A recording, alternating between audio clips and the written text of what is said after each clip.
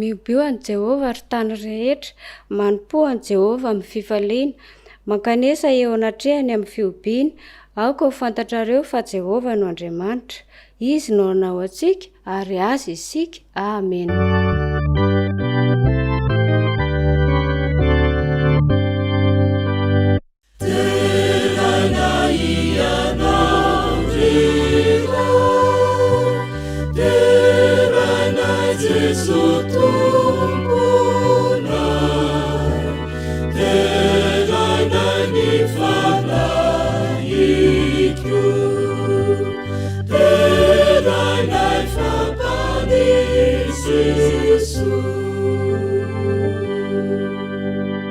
Iaraka hivavaka isika.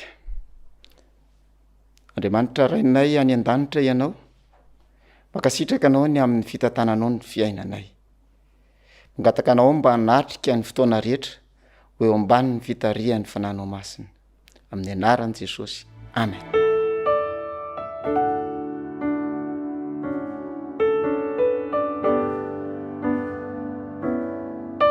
Amin'ity sabata ity dia fifaliana ho anay fiangonana ao Manohy Adanana no miarabanao tratra izao sabata izao.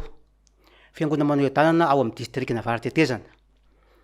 Mirary soa mirary tsara ho anao izay ary mba hita fifaliana amin'ny fanatrehana zao fanompivavahana izao ary hitondra fanavaozana eo amin'ny fiainanao misy ane ity fanompivavahana ity ary ny teny rehetra zay orenesina amin'ity tontolo ny sabata ity dia engany mba hitondra famelombelomana ho amin'ny fanahinao, ho an'ny akonanao ary fiadanan'ny tompo dia tononona ao amin'ny tokantranonao, ao amin'ny fianakavianao, ao amin'ny akonanao.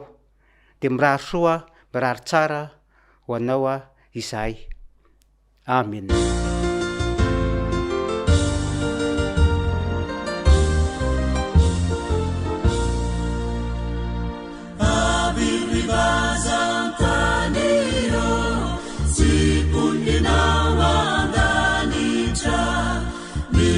Saveu caminhira ni fala votandeibe saya mudena marube evitare camidera saya mudena marube evitare camidera.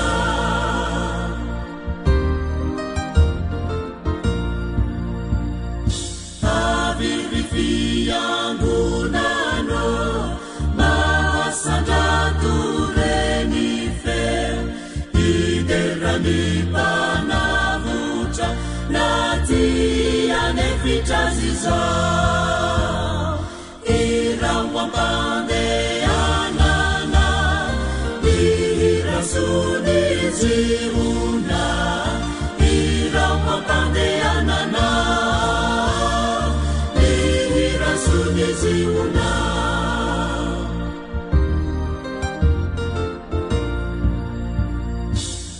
avivua funzio kami falia duku fafaduza yanare irai safe kamira derau famedika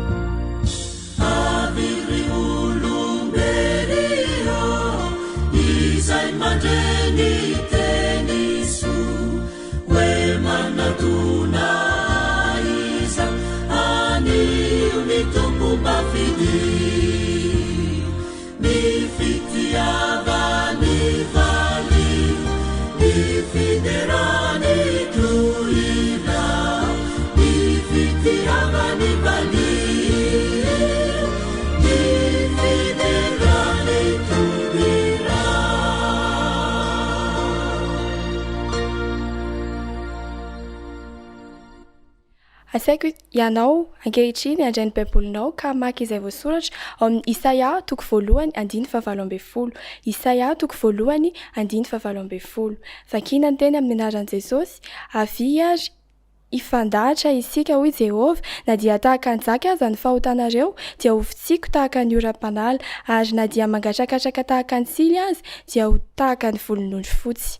Hotohizantsika ao amin'ny Naoma 1:7. Naoma 1:7. Aminaran'i Jesosy, tsara Jehova fiarovana mafy amin'ny andro fahoriana, ka mahalala izay mialoka aminy. Amen.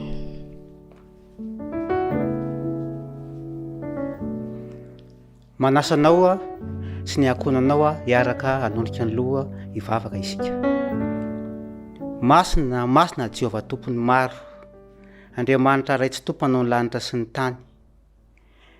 Misaotranao izahay satria tianay ianao ka nanome anay izao fotoana sarobidy izao. Mangataka ny fahamalan-keloko avy aminao izahay, mba ho vita fihavahana aminao tokoa ny izahay noho ny amin'ilay rahasoan'i Kristy ilay nilatsaka teo ambony hazo fijaliana. Kehitriny koa Tompo dia iain'ny teninao izahay amin'izao sabatanao masina izao. Aoka Tompo ny teninao izay orenesinay dia hitondra famelombelomana, hitondra fanavaozana, hitondra fiainam-baovao an-tsiraray avy. Ka ao anatin'izany teninao izany dia amabo ny fonay izany teninao izany, ka mba ho toy ny rano izay mikorina eo amin'ny tany tsara ny teninao, ka hitondra vokatsoa eo amin'ny fiainanay tsiraray avy. Mangataka aminao izahay ihany koa an'izany mpanomponao izay hitondra ny teny izany, mba omenao ny ositra masina izy, ka mba ny teny izay ao ambara dia teny avy aminao tokoa ny izany. Tsy adinonay koa Tompo malalo ny mivavaka ho an'ny firenenay, indreo mpitondra isan'ambaratonga, ray malala tsara indrindra omeo ny fananao masina izy ireo, ka mba omeno ny fahendrena, omeno ny fahalalana ka hitondra izao firenena izao araka ny sitraponao, ka ho firenena atahotra anao, ary ho firenena izay ho afindra ho any amin'ilay lanitra vaovao sy tany vaovao izany ny fanirianay. Dia matoka Tompo malalo fa meny mivavaka ianao, ary mivavaka dia tononona sy angatahana noho ny amin'ny anarantsony Kristy.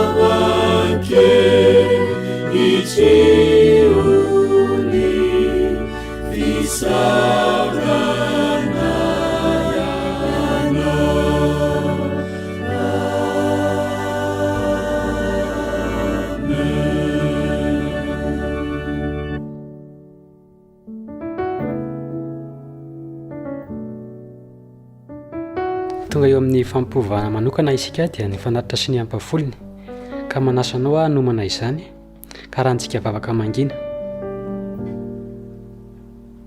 Amen. Izantsika no samy milaza fa tsy nandray fitahiana nandritra ny enemana. Ataoko angamba fa tsisy sa ilaza hoe tsy nandray izany fitahiana izany isika. Tahaka ny andraisantsika tsy akiato ny fitahian'Andriamanitra no tokony amezantsika tsy akiato ihany koa. Rehefa tsy mitsahatra manolotra fitahiana ho antsika intsony le mpanao soa avy any an-danitra, dia izay itsika vao tsy manatsiny satria tsy manana zavatra tolotra intsony. Araka izany dia samy mandray fitahiana isika, ka tokony amerina ny ampafolony an'Andriamanitra araka ny voasoratra ao amin'ny Malakia 4:7-20. Malakia 4:7-20 manao hoe: entinareo mifafolo karena rehetra ho amin'ny trano firaketako, mba sikanina ao an-tranoko, ary izao toetra amin'izany aho ho Jehova tompony maro, ka ho fitahiana manampiampy ho anareo izany. Amen. Zao dia manasantsika hivavaka ho an'ny fanatitra. andriamanitra ao misaotra anao satria mbola menao zao fotoana zao zay afaka merina ny ampafolony sy fanatitra tao izaho mba vita be amin'ny asa zay andraikitana azy aminaran'i Jesosy amen.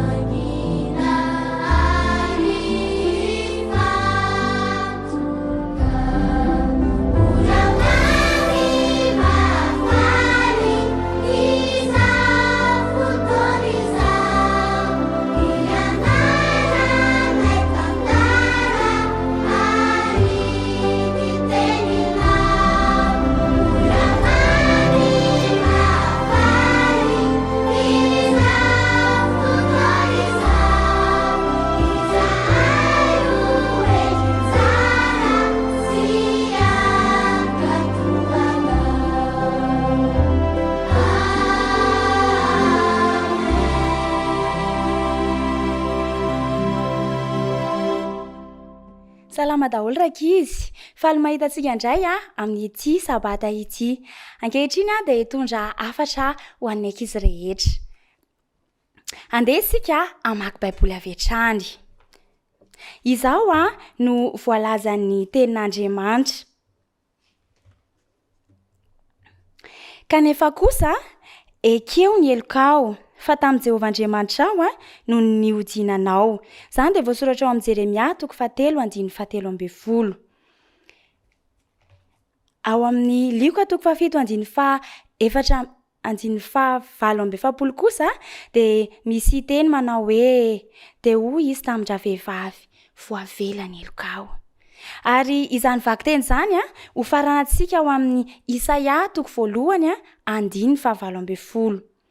Avia ry fandahatra isika, o Jehovah, fa na dia tahaka ny zaka aza ny fahotanareo, dia ho fotsy tahaka ny oram-panala. Ary na dia mangatrakatraka tahaka ny sily aza, dia ho tahaka ny volon'ondry fotsy. mety sarotra ho an'ny ankizy no ahazo izany resaka izany fa andeha ampiseho zavatra ho anareo hitan'ny ankizy ve ty? Mino fa hita tsara ny an-trano any hoe inony ty? Fantatrareo tsara? Vilany izy ty. Manahoana ny paoziny? Maloto raha jerena avy aty ivelany. Misy faritra somary menamena ary koa mainty be an'ny afo.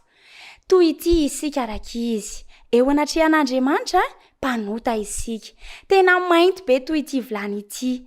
Kanefa ineny ao an-trano ao rehefa manaondra rano dia manasa vilia, manasa vilany.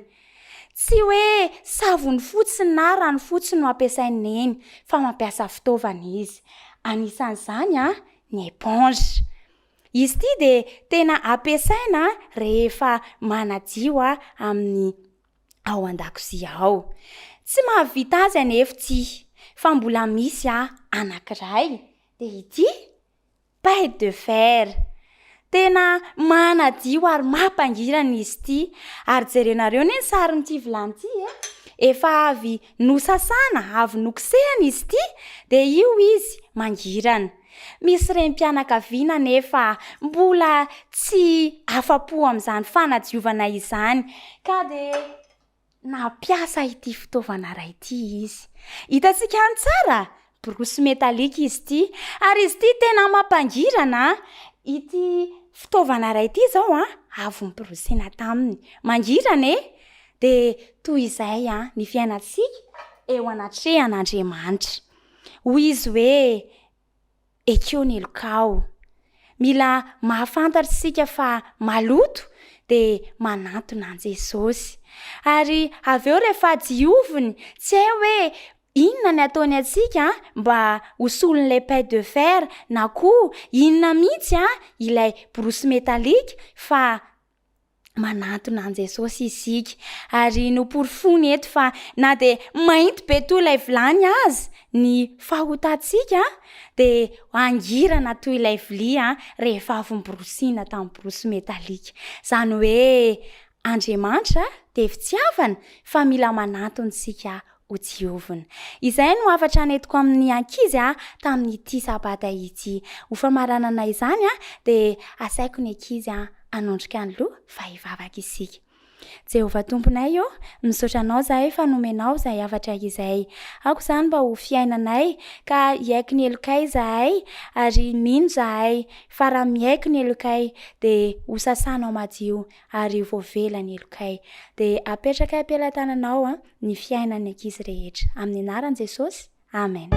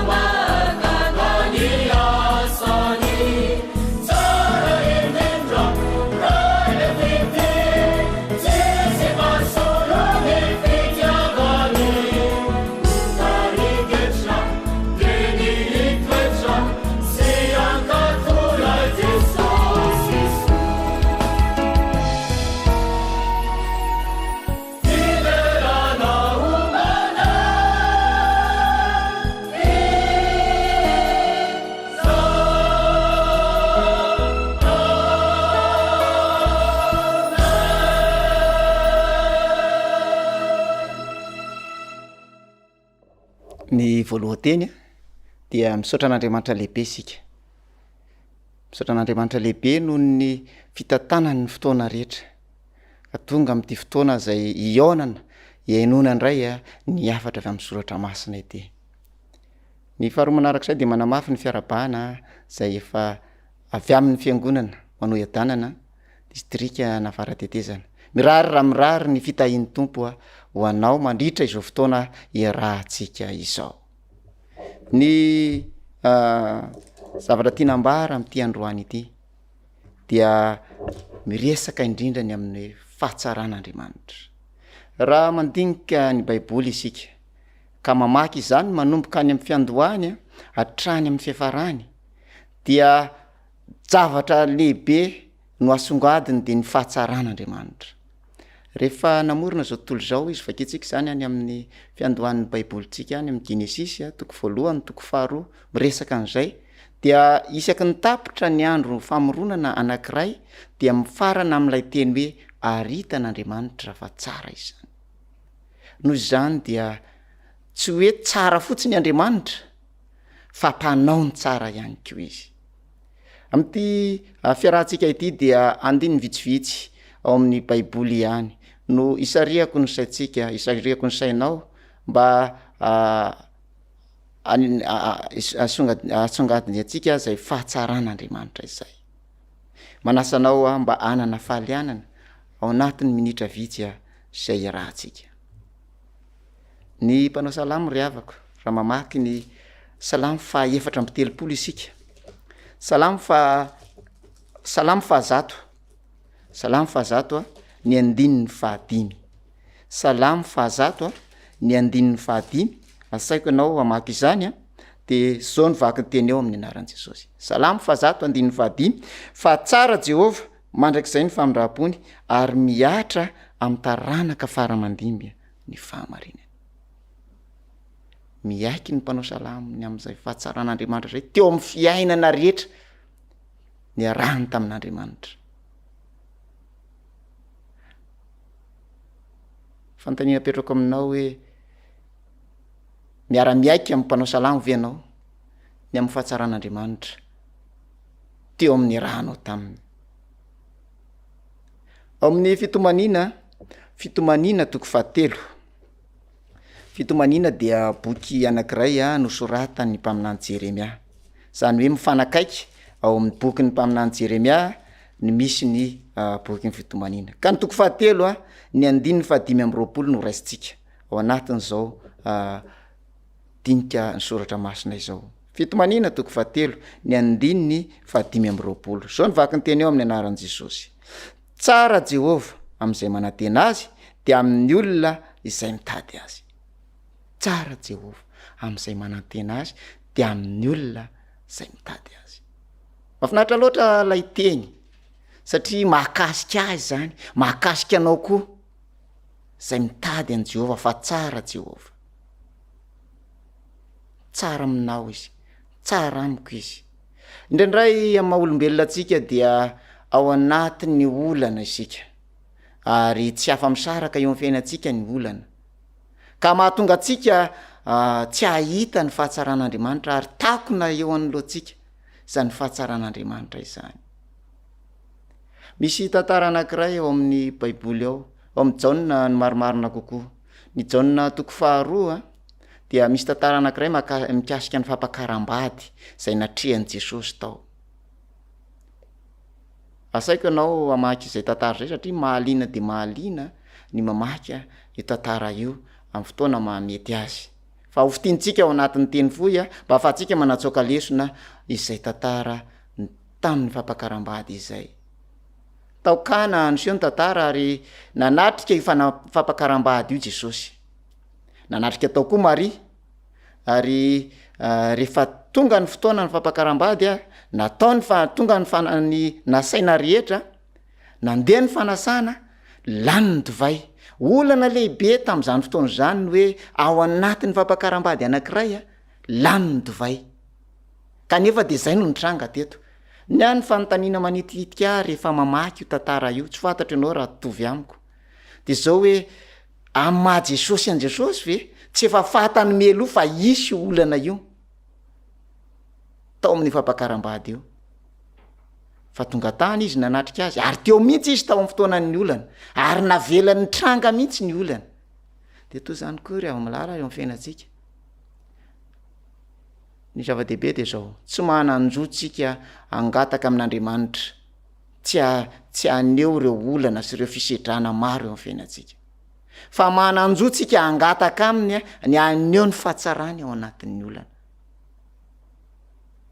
tahaka ny tranga to am'ty fampakaram-bady ity fa toy izatsika kely fitinitsika le tantara dia nanantona ny Jesosy Maria ka nilaza zay no mahatonga na mieritreritra hoe manitikitika hoe zavatra fantatry Jesosy ange io milohan'ny akanesany eo ara de efa fatany io fa ny andry any Maria izy nanantona azy Maria de niteny fa lany ny divay fitinitsika de taorinan'izay nisy baiko izay nomeny Jesosy ny amin'ny amenonan'ireo siny vato teo amin'ny fampakaram-bady io ka rehefa feno rano lay siny de ho Jesosy hoe tovozy am'izay de arosoya eo amin'ny fampakaram-bady rehefa notovozona lay divay tamin'ny fotoana io de gaga ny rehetra tao amin'ny fampakaram-bady efa nahoana no divay teo alohan'ity tsy de tsara fa rehefa naroso ty divay ity de tsara le izy de nisy fanontaniana mipetraka mora mamaky ny tantara sika hoe fa maninona ny fatao hatram'izay ny fataon'ny mpapakatra de alefa aloha ny divay tsara de rehefa aveo rehefa misotra an'iny ny olona de vao ny ratsiratsy kokoa fa nenareo ozy lay tao amin'ny fampakaram-bady reo nasaina zany de niteny izy hoe ny divay ratsy nalefanareo de zay vao nalefanareo ny divay tsara ry avako malala rehefa ny vahaolana avy amin'Andriamanitra no misedra n'ireo olana eo amin'ny fiainantsika de vahaolana tsara mandrakariva vahaolana tsara mandrakariva ny zava-dehibe fotsiny de ilay toe-tsainy Maria no iriko koa toe-tsainao toe-tsaiko rehefa misy ny olana de ny miadrese ny manantona an'Andriamanitra avy hatrany no vahaolana fa ao anatin'ireny olana ireny Andriamanitra de manana vahaolana tsara indrindra ho an'ny fiainanao misy teny anankiray eo amin'ny tantara voalohany toko fahaenina amby folo ary ny andininy fa efatra amby telopolo izay am'ty maraina ity dia iriko mba ho fanamby apetraka ao koa eo amin'ny fiainanao tantara voalohany ka ny toko fahaenina amby folo ary ny andininy fa efatra amby telopolo zao mivaky ny teny amin'ny anaran'i Jesosy tantara voalohany toko fahaenina amby folo ny andininy fa efatra amby telopolo miderahan Jehova fa tsara izy fa mandrakizay ny famindrapony veriko re mandeha miderahan Jehova fa tsara izy fa mandrakizay ny famindrapony io afahatsaraan'Andriamanitra io de tsy mba lany io ary tsisy fotoana lany daty fa ny mpanao salamy de miaiky mihitsy hoe vaovao isa maraina ka ianao zany raha mifo maraina raha androany maraina ianao ny fo de vaovao ny famindrapon'i Jehova raha pitsy ianao mifo de mbola vaovao anao ny famindrapon'i Jehova amen ary iriko eo amin'ny fiainanao rehetra de vaovao mandrakariva ho anao ny famindrapon'i Jehova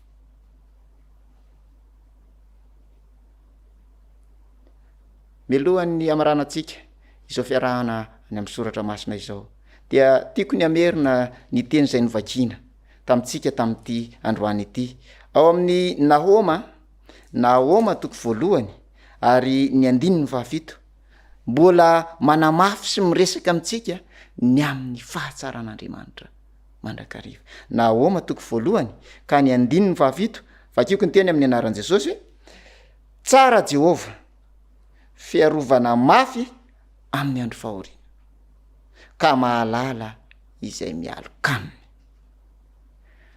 tsara Jehova fiarovana mafy amin'ny andro fahoriana le mpahazo atsika nge zany firifiro ny fahoriana zay miatra eo amin'ny fiainantsika fa tsara Jehova ka mahalala izay mialoka aminy iriko ianao am'ty androany ty na de ao anatin'ny fahoriana aza tsy fantatro aiza avy ny toerana mety misy anao mety ao anatin'ny fisedrana ao anatin'ny olana mety ao anatin'ny tsy fahasalamana angamba ho tanteraka aminao ny teny zay noresitsika androany hoe tsara andriamanitra tsara jehova azo nytaterana eo amin'ny fiainanao androany ny fahatsarany fa tia no antso zay ataoko aminao androany salamo fa 4 salamo fa 4 orasitsika ny andininy fahavalo salamo fa 4 ny andininy fahavalo de zao ny vaky ny teny eo amin'ny anaran'i Jesosy salamo fa 4 ny andininy fahavalo andramo ka izahao fa tsara Jehova sambatra zay olona mialoka aminy androany andramo ka izahao fa tsara Jehova ary azo nytaterana eo amin'ny fiainanao ny fahatsarany miandry ny fanandramanao miaraka aminy eo amin'ny fiainanao izy ary raha efa nanao ianao mahatsapa an'izany de misoa lalindalina kokoa ny amin'ny fahatsaran'Andriamanitra fa tsy mino am'ty androany ty tsy ray feo ampanao salamo manao hoe tsara Jehova mandrak'izay ny famindram-pony ary aneo izany eo amin'ny fiainanao Andriamanitra tiany ny aneo ny fahatsarany eo amin'ny fiainanao mitsaotranao ny aritra tamin'izay fiarahantsika izay ary fanariko lalina eto am-pamaranana ny tondram-bavaka ny fiainanao ao anatin'izany vavaka isika ray any an-danitro makasitraka ny amin'ny fitiavanao tamin'ity androany ity de naverinao ny ray tao an-tsainay fa tsara ianao ireo andininy vitsivitsy zay noraisinay tamin'ny alalan'ny teninao tompo malalo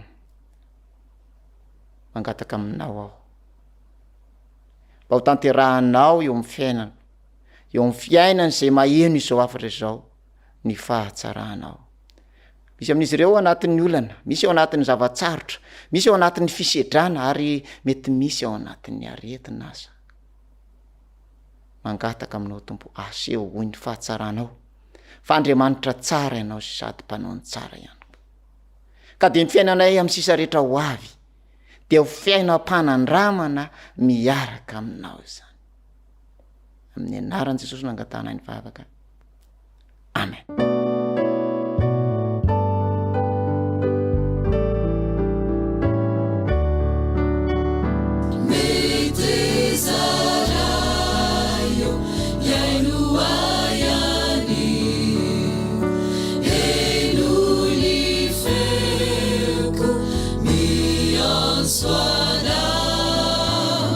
Metezalayo, arikiuvali